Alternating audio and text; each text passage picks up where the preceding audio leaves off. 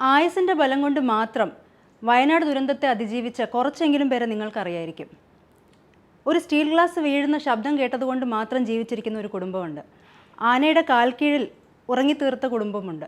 ഇതുകൂടാതെ ഒരു ഉൾക്കാഴ്ചയുടെ പേരിൽ കുടുംബത്തെ മൊത്തവും സ്ഥലം മാറ്റിയതുകൊണ്ട് മാത്രം ഇന്ന് ജീവിച്ചിരിക്കുന്ന ഷക്കീറയുടെ കുടുംബം. ഇതല്ലാതെ കന്നുകാലികളുടെ ശബ്ദം കേട്ടതുകൊണ്ട് മാത്രം എഴുന്നേറ്റ് പോയതുകൊണ്ട് 13 പേരടങ്ങുന്ന കുടുംബമാണ് ഇന്ന് ജീവനോടെ ഉള്ളത്. ഇതൊന്നും കേൾക്കാതെ പോയവരാട്ടെ ഇപ്പം മണ്ണിനടിയിലും. ഇനിയെങ്കിലും നമുക്ക് ശാസ്ത്രീയമായ ഒരു അലാം സിസ്റ്റം ആവശ്യമല്ലേ? അല്ലാതെ ഗ്ലാസും ഉൾവിളിയും കന്നുകാലിയുടെ ശബ്ദവും മാത്രമല്ലല്ലോ നമുക്ക് വാർണിംഗ് സിഗ്നലായി വരേണ്ടത്. മണ്ണിടിച്ചിൽ ഒരു ആഗോള പ്രശ്നമായതുകൊണ്ട് അത് അറിയാനും തടയാനുമായി ഒരുപാട് സംവിധാനങ്ങൾ മറ്റ് രാജ്യങ്ങളിലുമുണ്ട്. ഇതിൽ ഒന്നാമത് വരുന്നത് ജിയോ സിന്തറ്റിക്സ് ആണ്. അതായത് എഞ്ചിനീയർമാർ ഡെവലപ്പ് ചെയ്തിട്ടുള്ള ഇതൊരു ഫാബ്രിക് സിന്തറ്റിക് മെറ്റീരിയലാണ്. ഇത് ഉപയോഗിച്ച് മണ്ണിനെ തടഞ്ഞു നിർത്താൻ, ഇത് മണ്ണിടിച്ചിലിന് മാത്രമല്ല, ഇതുകൂടാതെ കൊടുങ്കാറ്റിനും ഭൂമികുലുക്കം ഈ സമയത്തൊക്കെ ഇത് ഉപയോഗിക്കാൻ കഴിയുന്നതാണ്. മണ്ണിടിച്ചിൽ തടയാനായി ESA സ്പേസ് മിഷൻ റോബോ ക്ലൈംബേഴ്സിനെയും വയർലെസ് ടെക്നോളജിയും ഡെവലപ്പ് ചെയ്തിട്ടുണ്ട്.